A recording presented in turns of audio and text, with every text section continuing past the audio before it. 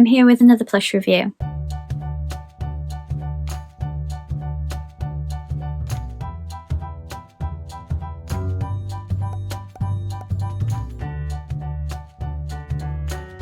Friends, welcome back to my channel, or if you're new here, my name is Lizzie and I am a Disney Plush collector from the UK. So happy Friday, I hope you've all had a good week and have a fun weekend ahead of you. I am here to review the latest in the Disney Decades collection. I say latest, there has been one since, but I'm a month behind because they just dropped the collection when I'd already filmed all my videos and now I have to kind of put them a month behind. But I am reviewing the 1960s plush. So just for a little bit of context as well, America is a month ahead of the UK. This never used to happen. I don't know why it's happening now. It's a little bit annoying, but the only good thing is that the UK get to see what we're going to get. If we look at what the US got the same day we got something. So when we got the 1960s on Monday the 17th of July, America got the 1970s, and when we get the 1970s plush, America will get the 1980s plush. So I'm showing you the 1960s when we've already had the 1970s and America's had the 1980s. So I am a month behind, but Disney just dropped this without really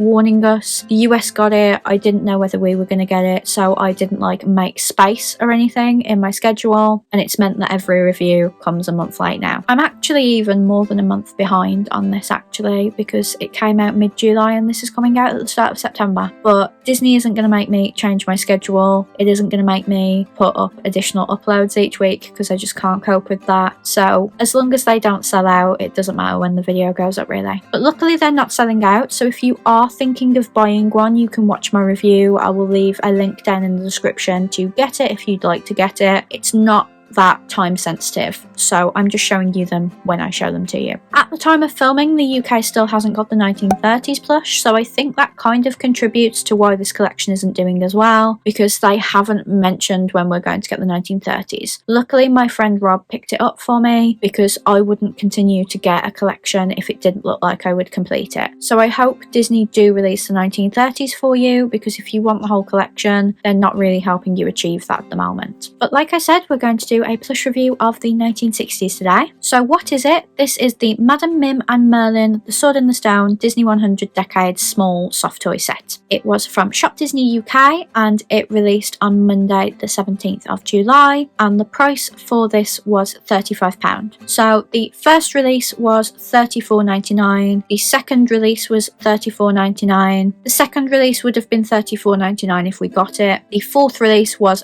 $58, the release after that was £40, and now this one's $35. I've said it before, I'll say it again, I don't think it's fair to not tell you ahead of time how much it's going to cost if it's going to fluctuate. The ears and the loungefly bag stay the same price every month, so you can budget for that, but the plush doesn't. So it's come in a little mesh bag, as it always does. My tag is a little bit bent because it just got delivered in a bag. So if you watch this video, it came in the Shop Disney bag, and then it came in a plastic bag, and then it's in the mesh bag. So it was in 3 bags and the tag is still destroyed. So I'm just going to read you what it says on the tag. Disney 100 Decades. Travel back in time through the last 100 years of the Walt Disney Company with this enchanted limited series. Crafted by Disney artists, this collection offers a chance to celebrate our most beloved characters and how they come to life on screen. From the 1920s onward, every decade captures hearts and imaginations all over again. Go on a magical journey through the years with pieces that embrace the dreamer in us all. And then for this release, it says, released on December 25th, 1963, The Sword in the Stone is an animated feature based on the book by T.H. White. The story is set in medieval times and follows the comedic training of a young peasant boy, Arthur, by Merlin the magician, who's on a quest to help Arthur fulfill his destiny as king. Through a series of hijinks brought on by the absent-minded magician, Arthur learns the value he needs. Everything culminates in a climactic scene when Arthur draws a sword lodged into an anvil that none other could free, sealing his fate as England's rightful king. So as you can see through the bag, this is a set of 2 soft toys, so I'm just going to get them out. There was a bit of plastic stopping you from getting them out, but I've paid for it.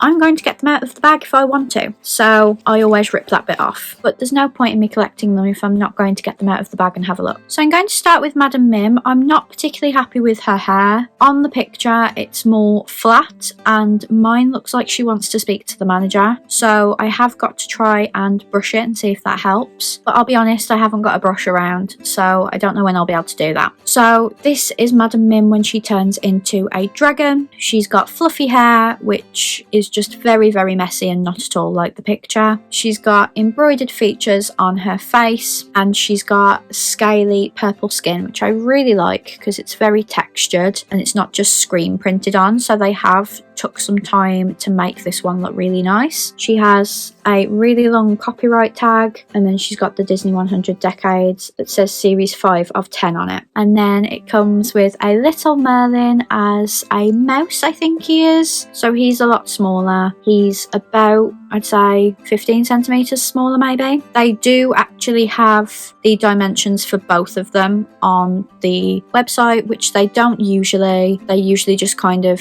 tell you what the tallest one's going to be. So it's good that they're giving both heights so that they can kind of manage expectations. Even though there's a picture showing you that Merlin's about half the size of Mim, you've still got to set that expectation and put the measurements in there. So again, he's got some embroidered features. His eyes and his glasses are embroidered, and then he's got fluffy cheeks, a fluffy nose and fluffy eyebrows. He's got a big red nose with a fluffy mustache, and then he's got kind of fluffy sideburns and fluffy eyebrows, and he's just really, really cute. I love his little tail as well, and again, he's got this Disney 100 tag. So the big question is, are they worth the money? So like I said, these two were £35. That would be the same as when we got Mickey and Minnie in the first release, and if you didn't see that plush review, I'll leave a card up above. But essentially, I like it when two plush are £35 because it's essentially lowering how much you're paying for each of them. But the Shaggy Dog from last month was £40 for one, which I don't think was